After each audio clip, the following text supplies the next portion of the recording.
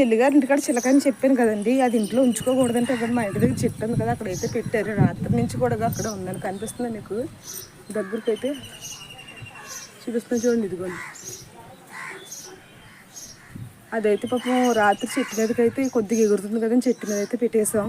ఆ రాత్రి నుంచి కూడా చెట్టు మీద ఉండిపోయింది పాపం. కానీ పాపం అది తినటం లేదు, పెడతాంటేనే అలాగని ఏమైనా ఇచ్చిన తినట్లేదు. ఇంట్లో అయితే పెట్టుకోకూడదు అంటున్నారు ఎవరైనా సరే, ఇంట్లో ఉంచుకోకూడదు రామచిలకని.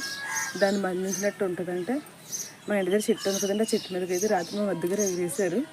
పాపం అది అక్కడే ఉండిపోయింది అలాగా. చూసారు కదా, ఇంకేం తినట్లే పాపం. ఇంకా ఎగరడం ఇంకా కొంచెం కష్టంగానే ఉంది. కానీ ఏం చేస్తామండి, ఇంట్లో ఉంటే ప్యాన్ రెక్కల కింద కట్ట వచ్చేద్దామని భయపడుతున్నారు, కొద్దిగా ఎగురుతుంది అనేసి. అందుకనేసి ఇక్కడైతే పెట్టారనమాట అండి. ప్రస్తుతానికి అయితే పాపం దానికి ఇంకేమీ లేదు.